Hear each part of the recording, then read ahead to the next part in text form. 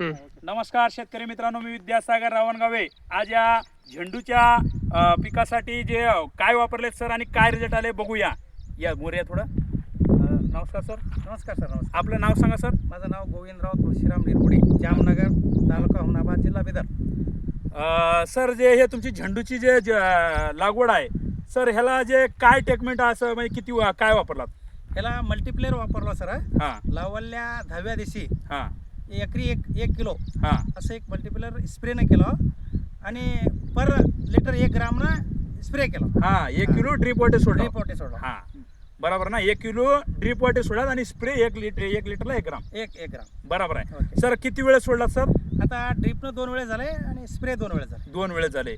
Sir, तर पहिल्या वेळेस सोडताना काय कंडिशन होती याची? हे लय बारीक होतं सर झाड. हां. बिलकुल बारीक होतं, पिवळं होतं. हां तर तर सोडल्यावर चांगलं छान झालंय. छान झालंय.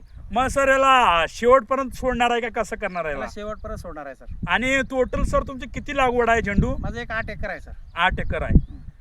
म्हणजे ना तुम्हाला परिपूर्ण जसं मनात म्हणजे जसं मन पाहिजे तशा प्रकारचं रिझल्ट येऊ लागला. रिजन ठेवलं सर. फुटवा आहे, हां कलर बी चांगला आहे. हां हे एकदम छान आहे सर. बघा या ठिकाणी बघा शेतकरी मित्रांनो, फुटवे बघा 1 2 ह्याची फांद्या बघा का किती फांदे आहेत आणि कसल्याच प्रकारचं याच्यावर रोग नाही. रोग नाही. हा. आणि सर तुम्ही काल जे नांदेडहून टीम आली होती म्हणला, हा. तर सर ते टीम काय म्हणत होती आपल्याला? टीम म्हटलं सर, मी भालकी आणि हुमनाबाद सगळ्या शेतकऱ्याला भेटलो, हा पण ह्या प्रकारचं कलर हा आणि फुटवा कुठं नाही म्हटले सर. हा.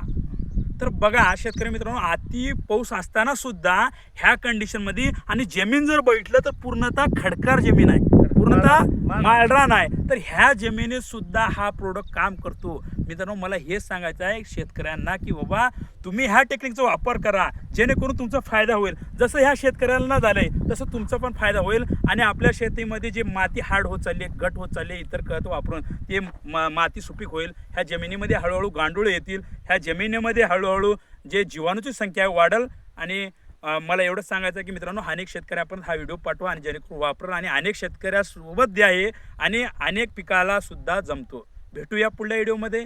धन्यवाद. नमस्कार. नमस्कार.